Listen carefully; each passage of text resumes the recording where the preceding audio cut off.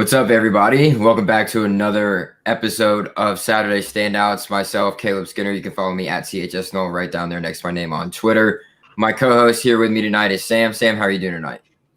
I'm doing well, man. It's been a ride doing these positional breakdowns, and we're at the home stretch. We're at the last one, going through the safeties, deep secondary class. So there's some nice safeties, perhaps some gems that I'm excited to go through. Yeah, it's exciting. And like Sam said, we are going to be going over our safety prospects tonight. So NFL draft safety prospects. But before we go ahead and jump into all this tonight, guys, look down there at the ticker. We've got all of our sponsors running down there. Head over to mybookie.ag if you're a gambling man like myself or a gambling woman. Use code USN100 for double your first deposit, guys. You have the minimum deposit of $45, and they might have upped it to $50. But if you deposit $50, you get $50 of free play from MyBookie. That's mybookie.ag, and use code USN100. You can get all your gambling needs. Baseball's going on. NFL's not getting in their way. Excuse me, that's far away. But we're getting ready for the draft, so there's gonna be props and stuff for the draft going on as well that everybody's gonna be trying to bet on and stuff like that. Also, head over to rxhemp.com. Use code rxhemp-USN for 10% off every single one of your purchases. It's a hot and cold, all-natural CBD pain relief cream, guys. It doesn't have any of the THC from the marijuana plant, just the CBD. It's great stuff, hot and cold effects, like I mentioned earlier. Good for, any achy joints, any achy muscles. If you're, an avid go to the gym very avidly, or, you're a runner or anything like that, it works for all of those things. So head over to rxhemp.com. Use code rxhemp-USN for 10% off every single purchase. Also, guys, head over to our shop at teespring.com/stores/unwrapped, and you'll have all of your unwrapped merchandise and apparel there, guys. You have shirts, you have stickers, you have a bag of some sort. I don't really remember what Perry called it, but it's like a fanny pack type deal, or like a cross shoulder. Apparently, it's a cool thing out in LA. We'll let Perry speak on that one later on our show, called Keeping It Blunt after this. But yeah, head over to the shop. You can find Saturday Standouts gear there as well. It's teespring.com/stores/unwrapped. And then at the end of the show, I'm going to give you guys a quick breakdown about our Patreon. So make sure you stay tuned in for the end of the show to be able to join our Patreon, support our network, and get some awesome exclusive stuff that come along with those levels. But without further ado, Sam, let's go ahead and jump into these NFL safeties for the 2021 NFL draft. It's a pretty loaded class, like you had mentioned before. And we're going to start off with probably the guy who had the most illustrious, career in college and is viewed overall as the number one overall safety in this draft. And that's Trevon Moehrig, safety out of TCU. Yeah, we're gonna be talking about both of them. We'll get to Darius Washington later in the show. These TCU D-backs have been, lights out throughout the season, throughout their careers as a Horned Frog. And, Trevon Moehrig had, in a limited COVID season, unfortunately, for the Big 12 and Power 5 or college football, he still put up 47 total tackles, 30 solo, or 47 total, 30 solo, and 2 interceptions in like a limited season. What was it, 8-10 games? I can't remember. Yeah. And that's his second best season, because I think I believe he had over 60 tackles the year before in 2019. So this is a guy that, as soon as he stepped foot at the TCU field, he has screamed consistency. And, he's going to have a very promising career. And I think if there's any safety that's deserving of being in the first round, it's absolutely Trevon Moehrig. It's absolutely, he's the one safety that everybody talks about being drafted in the first round. He's got that grade across the board, no matter who you talk to. NFL scout wise, you mentioned it. He's overall just a really good safety. Ever since he stepped on campus at TCU, he got playing time. Ended up, starting towards the end of his freshman year, and then, obviously a sophomore campaign where he came out and showed the world what he was about and why there's so much hype, coming into this year for him. He didn't have quite the same year that he had, his sophomore year that he did. But, I mean, he still had a pretty decent season, like you were naming his stats and everything, and he was able to win the Thorpe Award this past year. Probably not, the best defensive back in all of the nation or anything this past season, but you look at his overall career arc in the collegiate level of football, and he is right there. The only question marks really have for him is he's not really a hard hitter, but he is a playmaker. So you trade one for the other sometimes in that aspect of things. He's always around the ball. He's going to put up all kinds of numbers. He's going to be that stat stuffer on the defense side of the ball, your quarterback, if you will, back there. That type of safety plays more freely than he does strong, because he is a good tackler, but he's not. You don't want him, coming up tackling the ball because he's not the biggest guy. He's got a nice lean frame to him. He'll be able to bulk up a little bit once he gets to the NFL, but he's more of that free safety. Put him in space, with a wide receiver or something like that, or help over the top, and he's going to be able to make those huge plays that you want out of a safety. So that's why Trevon Moehrig, is overall probably everybody's number one safety that's going out. Yeah, and you kind of, I don't want to repeat myself here. You mentioned he's not as physical, has the absolute elite prototypical size. Well, he can play physical. He can play physical with wide receivers. He's just not right. I guess the big thing is like his consistency with it and like staying physical. And I think other things that people have said as well. His ability to keep up with receivers and his balance and his footwork. But that comes with time, and his stats and his talent have absolutely proven himself to be worthy of being selected in the first round. I think I made a mock draft with one of my good friends a few weeks ago. I was telling you about this. I put Trevon Moehrig to the Baltimore Ravens. They've got Marlon Humphrey, Marcus Peters, as their cornerback duos for the future, both who they had just recently paid throughout the past few seasons. But they don't have a true safety, and they have Chuck Clark, and I can't remember if he's even on the team anymore. I know Earl Thomas was cut. Him and Chuck Clark got in a scuffle, throughout the. I think it was right before week 1 had started, or just the beginning, and Earl Thomas had got cut. So you bring Trevon Moehrig in, that is going to be a very, very scary secondary. Yeah, it's a nice fit. I agree with you there, Sam. But we're going to keep things moving here, and we're not going in particular, any particular order here with these safeties because it's a very deep class. And after Trevon Moehrig, you can kind of place anybody within these next couple groups of players or anything like that. So we'll head into a conference that it's not part of, or I guess it's not part of Power 5, but UCF, Richie Grant. Their defense of secondary wasn't all that great last year, but they've had good secondaries in the past. But Richie Grant standing at 6 foot, 197 out of Orlando, Florida. What are your thoughts on Richie? I think if I remember correctly, this is a guy that really, really produced at the Senior Bowl. And I think that's one of the big events, the showcases where, he really, really flew up the boards. And I feel like we could see him as early, as mid-second round, like near the second round area. And he's a playmaker. He's definitely a playmaker, and I think that's one area, like his ability to create turnovers. He's been consistent throughout his time at UCF, but this dude's a playmaker.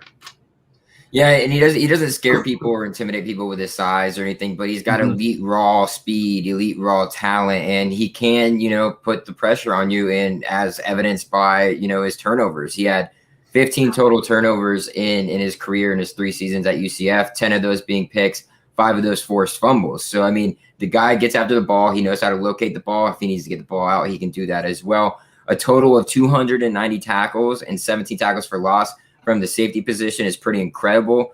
It's pretty, it stands out to me that he's able to have that much protection and fill that stat sheet as much as he did this in 3 years at the size that he is. So that's a lot going on for him. But, when you look back at the not so, good things that you look at with Richie Grant is he was the only star that's shown on that team. So what is he going to, have to do when it comes to the NFL when you might not be that star in the secondary? You might not have to be that guy. Are you going to start taking plays off because you're not that guy? Is that something to worry about or not? And back to the intimidation factor. He's not a big guy, and he's not going to really scare big physical wide receivers over the top. Yeah, and I think one thing that really stands out is how he's really, really improved in pass coverage, and I think I think you want to talk about consistency, especially in coverage, in like various coverages, I should say. I think it's definitely Richie Grant. He's not the most physical. I think you had kind of alluded to that as well. Doesn't have an elite body frame, but he definitely has the talent, the speed. And the hip flexibility to keep up with those receivers and defenders to make people almost overlook that case. But if he goes to a team that's going up against opponents twice a year, going into it, say a pass-heavy offense, I think that's where Richie Grant is going to excel. Yeah, I think he'll probably be a day one starter ultimately. I think he's overall that solid of a safety that he can be able to do that and fill a spot somewhere. I'm putting him probably his height, his ceiling to be drafted is right where you said, Sam, middle, second round, maybe. But I think it's more likely he'll probably go into third at some point, maybe early third. You can go ahead and grab Richie Grant. But with that being said, we'll move on to another safety here, and Javon Holland, who is out of Oregon, about 6'1", 207, extremely fast. If you've ever watched Javon Holland play or watched any of his film, he's extremely fast. And he's also another one of these safeties who has been able to produce when it comes to the stat factor over their career in college. Yeah, this is another guy that I was a little bit surprised to see him in first-round mocks. There's a lot of analysts that are very, very high on Javon Holland. We've gone through a few safeties, one or two right now, that don't possess the elite body frame, and Javon Holland is one of them. We'll get to two hybrid guys, two of our favorites, coming up here, but I'm anxious to see what some of these guys because he's 207, he's thin. He doesn't have, a big size, prototypical size for a safety. But I think the biggest thing that definitely stands out to him is his vision, and his ability to, react and diagnose plays like that. Right, and he opted out this past season, if I remember correctly. So yes. we didn't get to see, the production this past season, but, you get to see him at his pro day and what he was able to do there. But looking back at his previous 2 seasons there with Oregon, combining for 108 tackles with 9 interceptions in 2 seasons before his most recent season in which he opted out. That's great production in 2 years from the safety position. Like you said, he's not really a type of safety to come up and stuff the run or stop the run, particularly every single play. He can do it, but you probably want him in more of a role like we were talking about with Trevon Moehrig, where you place him at free safety, let him wander his space and be able to create, splash plays and create those turnovers that defenses need to be able to get the offense back onto the field as soon as possible. Right. And going back to his, body frame and what you had alluded to, his ability to play free safety and kind of roam around and be that guy that makes plays out of nowhere. I think if a team can, find where find his niche, find where he excels, with his body frame where they don't have to worry about it, I think that will be very, very key and very crucial for whichever team drafts him. Yeah, and I don't want to keep, beating a dead horse here or anything, but, this keeps coming up with some of these guys. They're not necessarily thumpers. So that's really one of the question marks that come into play here with, excuse me. Wow, I just totally lost my thought on who we were talking about. Javon Holland. It's all good. Javon Holland. Excuse me. Sorry, guys. Javon Holland. That's one of the only things you have to worry about with him as well. Is, beefing up a little bit, sitting at 207, like Sam mentioned before. That's really what you want to look out for when it comes to, these safeties and, their production once they move to the next level, and if they're able to develop into NFL type players in size and things of that nature. With that being said, we'll move on to a name that maybe a lot of people don't know, and he wasn't necessarily on everybody's radar, and that's going to be a safety here out of Indiana. So he plays in the Big Ten, and that's Jamar Johnson. I'll be honest with you, I don't know too much about him, but he's definitely been one of the draft risers. So if you want, I can have you start with this one. Yeah, he was, pretty big part of Indiana kind of get back into this groove of being decent at football and get back to playing good football and all of this. And we've started to see that come around here, especially this past season. The network coming in here saying, what's up, Unwrapped. Represent. Perry coming in here too, the founder and my co-host of my show after this, hopping in here saying what's up to us. We appreciate all you guys for coming in, watching us, hanging out with us, breaking down our last group of prospects when it comes to the positions. Here are the safeties. We might do a second round draft, mock draft, come next week. We haven't quite decided on what we want to do yet, but we're throwing around some ideas. So you guys stay tuned for that as well. But yeah, Jamar Johnson, he's kind of been that solid anchor to rely on for the Indiana defense on that side of the ball. In the Big Ten, you don't get a whole lot of passing necessarily as much as you do run, other than when you face like the Ohio States or things of that nature where they utilize the pass off of the run a lot more instead of just run, then throw. So he's going to have to improve as a tackler, but all over the field, he likes to make plays, tons of breakups. He's great at breaking up the ball, so he knows how to read the ball when it's in the air, and maybe his instincts just improve a little bit more. But when it really comes down to for him is improving as a tackler, he had a lot of slipped or missed tackles throughout his past season. You have anything else to say on Jamar Johnson before we keep going? No, I was just going to say, the Big Ten was very disappointing this year. Yes, it was unfortunate because of COVID. The Badgers were disappointing. We saw a lot of teams come out, and I think Tom Allen should be commemorated more than he actually was. He definitely was given credit, but Tom Allen with the roster that they have, which isn't amazing, but it's not terrible. They do have the greatest name in college football in Watt Piler. There was another guy from Auburn I had. Oh, Smoke Monday. Shout out to both of those guys. Great names right there. But I was just going to say, Tom Allen has done such a great job at Indiana building that team. And, one of those guys, Indiana, who had almost beaten Ohio State this past season, was Ty Freifogel. I think I remember talking to you about him, and he decided to come back to school. But yeah, we're gonna get to. I guess I'll make my point on like thinner, smaller guys. But once we get to a guy like a Darius Washington, but yeah. Yeah, and the reason why Jamar Johnson's not really known amongst, a lot of draft people, or I guess draft people do know more about him than your everyday fan, or speaking to the everyday fan, you might not know about this guy because he didn't really start producing a whole lot until his junior season, where he put up 42 tackles and 4 picks and 4 breakup passes as well. So that's where you saw that really come to play, and then he's kind of risen up after pro days and things of that nature as well. His performances outside of that. Another smaller type guy, smaller type build, 6 foot 205. So not very big, possesses elite speed, athleticism, great instincts. Like I mentioned before, is always there to try and pass breakup balls. He's not going to be, one of the top safeties in the draft, but he's going to be able to provide for a team that needs some safety help. You look at teams like the New Orleans Saints, they obviously need safety help, but that's somebody you're going to look at with Trevon Moehrig there in the first round, maybe late first round. So, something to keep an eye on, but yeah, again, another thing with him, his tackling, he's got to really sure up on that.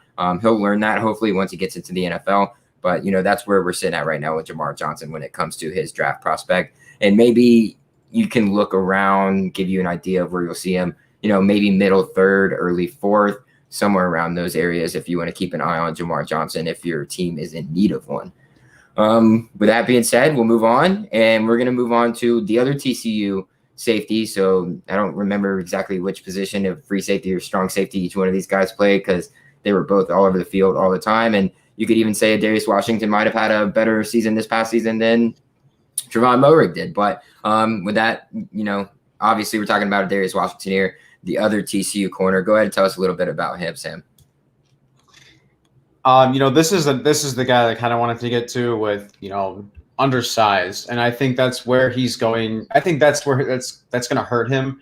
And there's a difference between being thinner, being lighter. Because what I was going to make about Javon Holland is a 207 guy. They have from until they get drafted. I'm not even saying safeties. Like you can even take Devontae Smith, for example, who weighed in at 170, which I was very surprised to see. You have until week 1 to basically bulk. And to me, that's absolutely plenty of time. But I think what's going to hurt a Darius Washington at the next level, granted, he does have the traits that will make him excel, that he will excel at, and that are worthy of being, known and not overlooked at the next level, is his speed and his vision, and he's physical. But he is undersized. And I think that could see him potentially fall very early day 3. I would definitely say he's a 3rd to 4th round draft pick. But these TCU safety duos of Trevon Moehrig and Darius Washington, they've nothing short of impressive throughout their careers as a Horned Frog. Yeah, apparently TCU just produces defensive backs at every position year in, year out. We all know this. It's one of their things that they're good at, like we have talked about before with Northwestern defensive linemen, Washington defensive linemen, things of this nature, Wisconsin offensive linemen, that type of thing. This is kind of what you look at when you look at Texas Christian University, and it's their DBs, and they always produce. This guy pretty much cleaned up after everything that Trevon Moehrig wasn't able to get to or do. And he made his name known off of that. He was just kind of your cleanup guy. And he did a great job at it, accumulating 83 stops over his past 2 years in tackles. He always is playing with a motor that you don't see very often from safeties that play the way that he does. And I think he's, he has to compensate for that lack of size, which is obviously his downfall, like Sam had already mentioned. And that's something that you are going to get out of this guy is he's going to play at 100 miles per hour every single snap, and he's going to make the right play. He is always there to make the right play when the play is needed. He doesn't have an elite speed, but he's got speed. When you see him on the field, he looks like he moves faster than he actually probably does, and that's good. And the same thing coming up with concerns is obviously NFL size, NFL look. He doesn't necessarily have that, so he's going to have to make up for it somewhere else. But overall, I think you're right, Sam. You're going to see a Darius Washington falling somewhere probably in the 4th round is where I would imagine for him to go. But, he can take big shots. He can give out big shots. He can clean up the plays when you need him to. He's kind of that all-around versatile safety that a lot of, NFL teams can use, and they can grab him, in the 4th round. That's a nice little pickup spot. You there, Sam? We lose you? Yep. I'm here. Right. Okay, good. I thought you were out there for a second. You're out, but that's probably mine. All right, we'll try and get this under control, guys. Sorry about that. But we'll move on here, and we'll go on to a safety out of USC, I believe. And that's Talanoa Hufanga. I didn't butcher names. I'm getting better at the name thing, Sam. I'm really proud of myself. But, yeah, go ahead and tell us a little bit about the guy out of the Pac-12 there from USC. And first, I mean, this is one of our favorites. This is one of my favorite guys out of the Pac-12. I've praised the Pac-12 all season because there's so much young talent on this in this conference. But before I go to Hufanga, I just want to make a point about Darius Washington. You had expressed versatility. A lot of people have seen his ability to play corner. I'd be curious to see because he's 5'7", 178. What his primary position is. Are you serious? I have him at 6 foot 199. 6 foot 199. I feel like I just looked at 5'7", 178. Unless I'm looking at I see 5'7", 178. Unless that's maybe what he weighed in at. You could see him probably anywhere in a range from that, I would imagine. Either way, it's fluctuating under 200 pounds. So, I'd be curious to see, what his primary position is going to be in the future. He might be drafted as a safety, but whoever drafts him might feel more comfortable putting him in the corner, as a nickel. So I think that'll be very interesting to watch, and I think his versatility very well could end up getting him drafted late day 2. And I think that'll be one big reason if he does end up getting drafted in the 3rd round. But going back to Hufanga, unless did you have a point to make about Washington? Sorry, I'm here. All right, sorry. Did you have a point to make about Washington? Oh no. I'm on Hufanga now. We're good. Do you have something to say about Washington? No. I just finished. All right, cool. Hufanga. Unlike a lot of these other guys, Hufanga is one of those better tacklers. They're all pretty good tacklers, but you talk about a safety who knows how to tackle. This kid knows how to tackle, so it really plays well into his hands for him. The hard part, the really concern here when it comes to the NFL and everything of that nature is how is he going to be able to hold up? If you can, guarantee that he's going to be healthy for 5 years, then great, that's fine. But at the size that he is and the tenacity and everything that he plays with, and he throws his body at people. If you've watched his film, he just doesn't care. He plays with a very reckless abandonment. He's that sort of type of player, and he gets himself hurt a lot of the times. He gets big shots taken on him because he just throws his whole everything into it. And you got to love that from a safety, but also at the same time, it can be a hindrance if it takes you out of the game. First, can you hear me? Yeah, I can hear you. You're good. Okay, awesome. This is one of my favorite guys just because he's physical. He's very physical. And then, thank you, Matt Skura. Shout out to Matt Skura, our commissioner of last week's mock draft. Go and check that out if you haven't. But there's 2 hybrid guys that I think – there's 2 safeties that I think could be potential hybrid guys. And and I think one of them is Talanoa Hufanga. The other one's Nasruddin, which we'll get to. I think he's got the more prototypical size for one.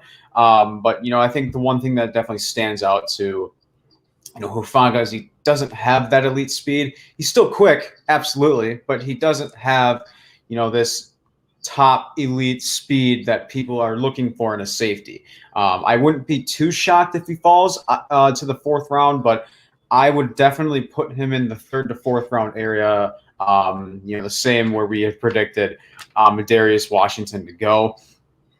But yeah, this dude is just absolutely physical. And, he was one of the top tacklers. He might have even been the top tackler this past season or so as with the Trojans. Yeah, he was really good, for them. He was a really good ball stuffer, run stopper, preventing big plays from happening for them. Probably kept them in a few games that they could have given up.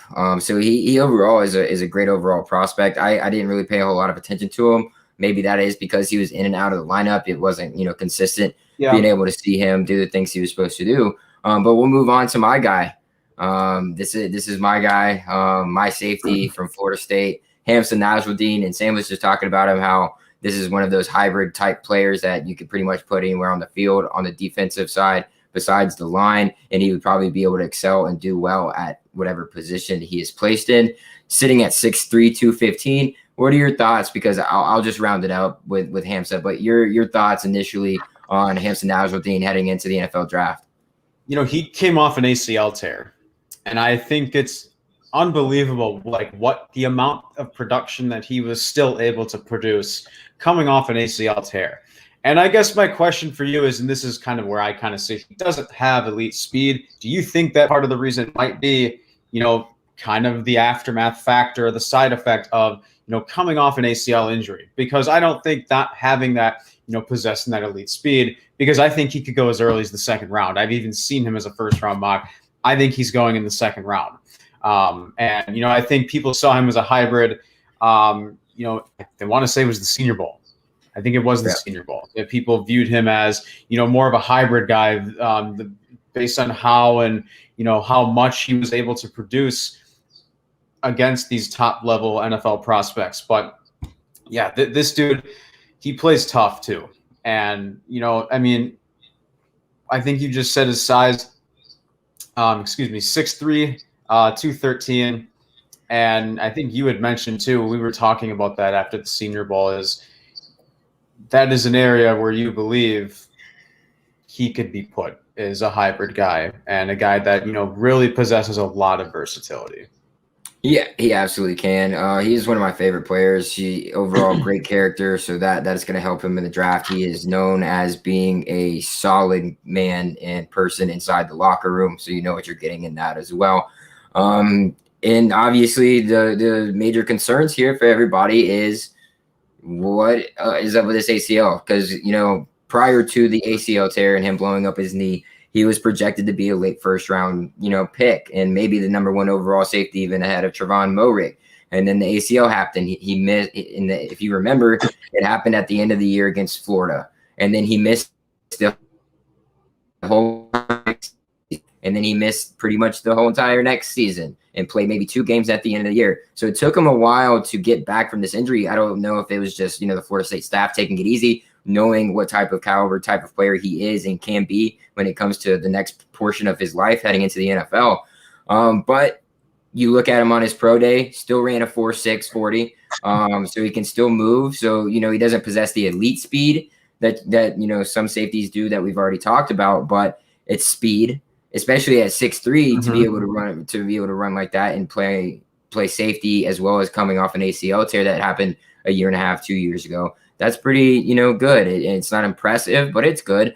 But yeah, back to talking about Hamza and his versatile role that he can play you can put him at free safety, you can put him at strong safety, you can put him at an outside linebacker position. You could do whatever you really wanted with him, because he can keep up with guys in the middle of the field. He can come over and lay a hit. And mostly, unfortunately, we didn't get to see a whole lot of the, stat stuffing in terms of, the playmaking ability, like some of these other guys with the interceptions, the forced fumbles, all of this and everything. But And that's partially because Florida State's defense hasn't been great. They let people through. They're letting people rip off big runs. They're letting big passes happen over the middle of the field. And who's always the last guy there to be able to stop them? It's always been Hampson Nasruddin. And you and I have talked about this before on our show. That's what he was kind of, I think, even to start our show, when we first started the show, we were talking about this with him, is that Florida State's defense just didn't give him any other thing to do but make tackles. So you look at the guy's stats, and it's all tackles. He has so many tackles. And so he's a for sure thing when it comes to that, and he'll put his helmet down and, make a good hit on you. It's not anything explosive or anything like that, but overall a well-rounded hybrid safety, outside linebacker, if you want to even put him there, because he has played that. He played it at Florida State for a bit when Willie Taggart was our head coach.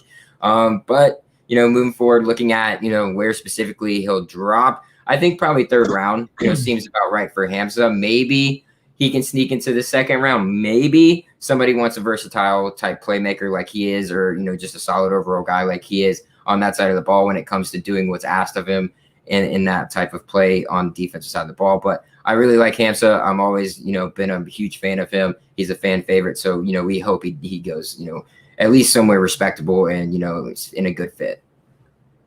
Yeah, and especially because of his ability, his versatility all around the secondary, strong free safety, even outside linebacker. And I think if he ends up falling, closer to the third round or anywhere near the third, I think teams are going to take his injury, his ACL tear, with his, might limit him from playing certain areas. But, I'm curious to see what his primary position ends up being, because, he's explosive and he plays very, very physical and tough. And you had just mentioned, and you definitely know more than I do because you're a big Seminole fan, but, but, you've watched him numerous times play outside linebacker. And, could that be an area where he, teams, whoever drafts him, might see him excel at? And, bulk up a bit, 10, 15, 20 pounds, and maybe not a day one outside linebacker, but, potentially within, being a guy to groom, starting off as a pretty strong safety, wherever he may be put, and kind of grooming and working his way in as a rotational linebacker while he's being a playmaker at the safety. Yeah, getting his feet underneath him, because, not only are you still coming off that injury, but you're transitioning to a different level, different speed of game. So I think that's a good look for him too, Sam, when you go out there and mention that. And we're going to stick here with, these big safeties, a bigger guy here as well. That's Divine Diablo. He is a safety out of Virginia Tech. He is a monster, 6'3", 226. You want to go ahead and give us the lowdown, Sam? Yeah, this is another guy. I mean, I feel like I've seen in Twitter too, been very, very high on him. And this is another guy, like you just mentioned, a guy that we have seen, I shouldn't say seen, but has the prototypical size to play farther up front, to play linebacker. And, I think where he'll excel, I personally think his quickness and his vision might be, back at the safety area, but you never really know. I think his versatility is definitely another area that definitely stands out when you talk about a guy like Divine Diablo. Yeah, he's another one of these tweener types. We were just talking about Hampson Nasruddin. That's kind of what you look at here with Diablo as well. The difference between him and Nasruddin is he's got the size like Ham does, but he runs much faster. He runs a 4.4 40 at the size that he does, possess on top of him. He's come up with 194 tackles, 11 tackles for loss in the past 3 seasons, and had 4 picks in this past season. So he improved as a pass defender and playmaker in his most recent season. So, that's good to see that development, heading into the NFL draft for him. Probably a riser that you're seeing here, not well-known name that's starting to move his way up draft boards because of what he was able to do in his testing, what he's able to do this last year, in his overall form of things. He's a good tackler. He will come up and thump you, much like we were talking about with Hamza. He's pretty much the same guy, and that's kind of a problem that comes into play with these NFL teams. Do they want that type of guy or do they not? It depends on what type of defense you run, and all kinds of different factors go into that as well. But that's the only really downfall that you can put on him, is that he's kind of a tweener guy. Where do you put him? Outside linebacker, safety, That's the only really downfall that you're hearing from NFL scouts and a lot of people out there who are covering. Yeah, and I feel like another thing you've been hearing about Nasruddin, which potentially could be, his flexibility, his mobility coming off of his ACL tear, is his hip flexibility, and I think that's another area where you see Divine Diablo a lot more polished in, and you look for a team. You had just mentioned our team's going to want a hybrid guy, and when I think I would love Hufanga, depending on when he's available on the Green Bay Packers. Remember, they had fired Mike Pettin shortly after the conference championship game, and they now bring in Joe Barry.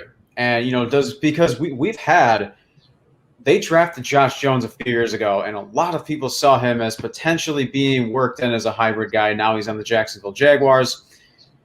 I mean, we don't have a hybrid guy. We have Darnell Savage as the strong.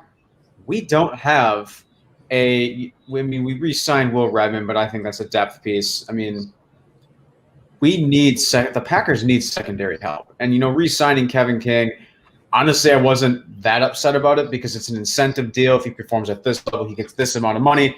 It's very similar to the Devin Funchess deal before he had opted out last season. But the Packers, if you want to talk about a team that could potentially use another hybrid guy because Josh Jones didn't live up to his expectations, why not look at some of these safeties like we've been talking about here?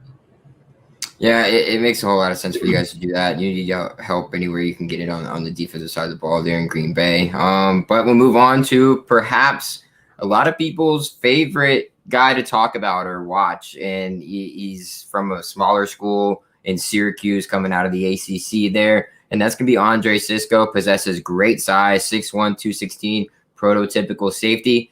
And the one thing that you see immediately when you put on his film or watch him play is his aggressiveness. Tell us a little bit more about Andre Cisco. Yeah, I don't remember who he had said. I think it was Jamar Johnson, being a rough tackle. I think this is another area where, I would say Cisco's a little bit more polished in this area than Jamar Johnson is, but he's still, his technique, I would say, is an area that stands out, as a potential very, very minor weakness. But, like you just mentioned, Caleb, he's explosive. He's very explosive, and he plays, I don't want to say like instinctive, but he plays in terrific coverage. It's almost overly instinctive, like coverage, like how he plays when you watch him. It's almost like it scares you. You're like, don't foul, like don't get a penalty because like he's just flying in there just at an ultra light. I don't know, like he just is extremely good at playing his position and does it extremely well. But I think that could hurt you coming to the NFL because things are a lot closer, contact and things of that nature. A lot more calls can go your way. So he's also played himself out of place before, being over aggressive. So that's something to keep an eye on here too with Andre Cisco. Obviously, the stats stand out to you. Put up 136 tackles, 13 picks on 14 pass breakups.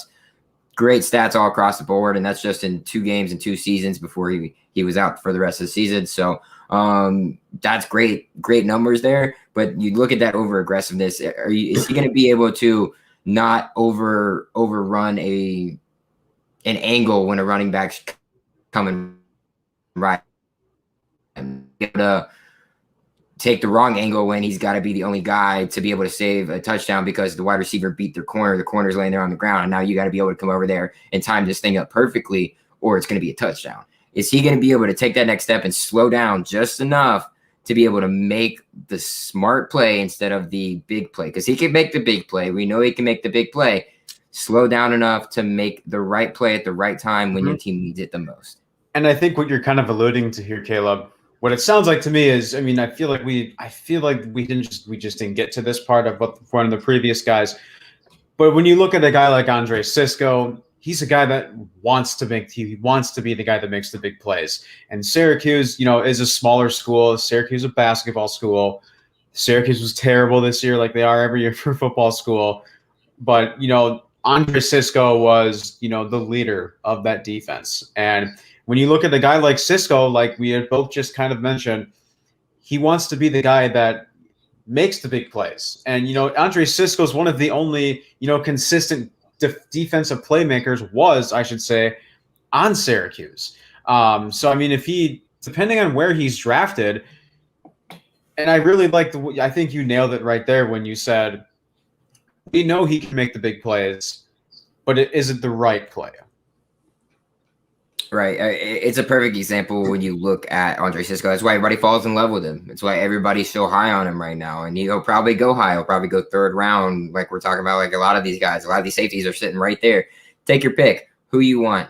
What type of safety do you want? But a lot of people are going to fall in love with Andre Cisco. And I fully expect him to go in the third round, maybe even late second, just because of the potential that he does have. If he can just tweak some minor things, he could be a great safety, when we come to the NFL. But we're getting low on time here. We're going to go on to our last guy, and that's a safety here out of Texas, and Caden Stearns.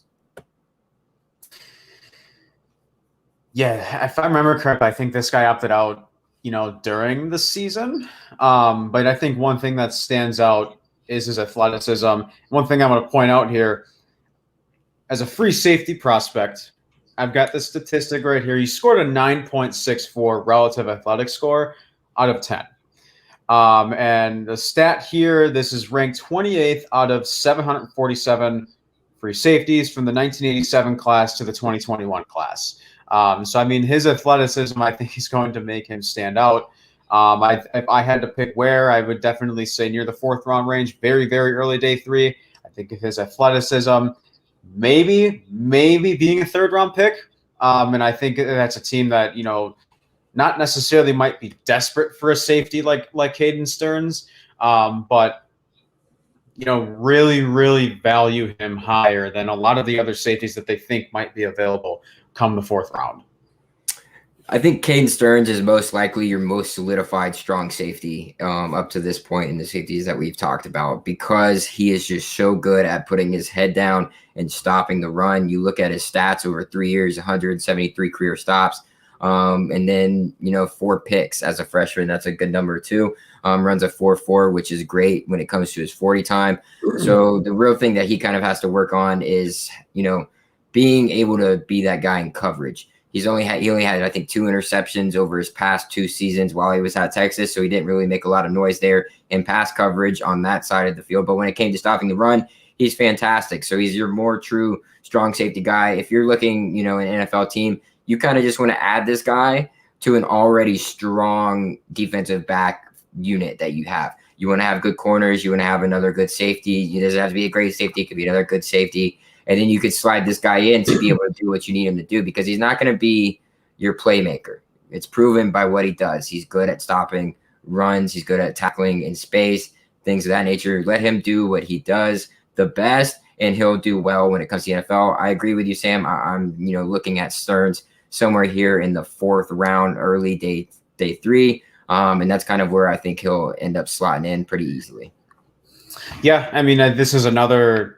He was a high school track guy, and you're seeing a lot of high school or college recruits come in from being these like high school track, or come in with the lead speed, I should say, which comes from them being multi-sport athletes. Caden Stearns coming from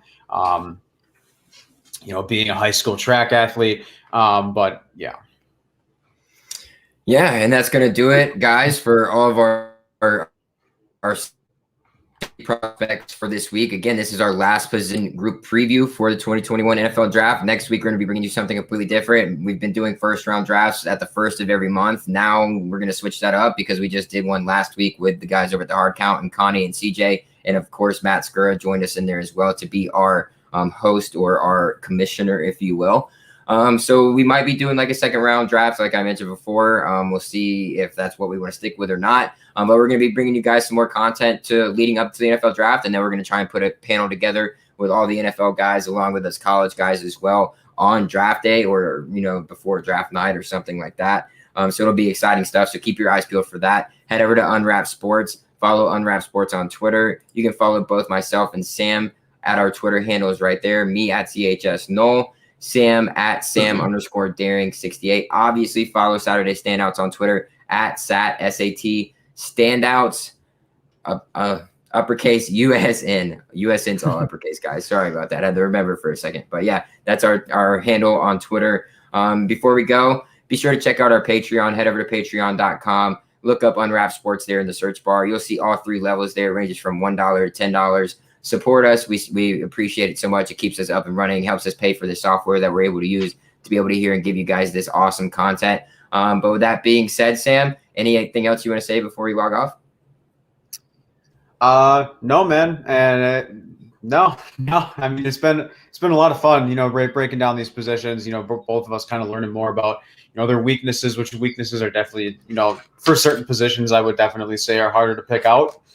And, some people don't like the offensive line as much because offensive line is, a little bit harder than other areas to look over. But, there was definitely certain positions I think you and I both had a lot more fun at. And that came with, edge rushers, linebackers, a lot of the offensive prospects. But, this has been fun. I really enjoyed this. Yeah, absolutely. It was fun. We didn't really know how it was going to, turn out, but I think it turned out fantastic. I learned a lot about position groups that I wasn't as familiar with. Sam was talking about offensive line. I was kind of one of those guys who didn't know a whole lot about the offensive line. I just know that Florida State's offensive line sucks. That's all I know about offensive lines. But Sam, was able to kind of help me through that episode. It was awesome. I had a great time doing it. I'm looking forward to doing it again next year. It's going to be a fun time, man. But with that being said, thank you guys for tuning in. And if you are still going to be watching some of the Unwrapped Sports Network, head over to our YouTube page. Head over to Unwrapped Sports YouTube page. It's awesome. We're going to be, I'm going to be on Keeping It Blunt next with my co-host Perry, also the co-founder of Unwrapped Sports Network. You guys come hang out with us. We're going to be drinking. We're going to be smoking on a little things as well. So if you guys do that, participate in that, come join us. We'll be talking sports, pop culture, all kinds of different news going on in the world today. But thank you guys for tuning in to Saturday Standouts, and we'll see you next time.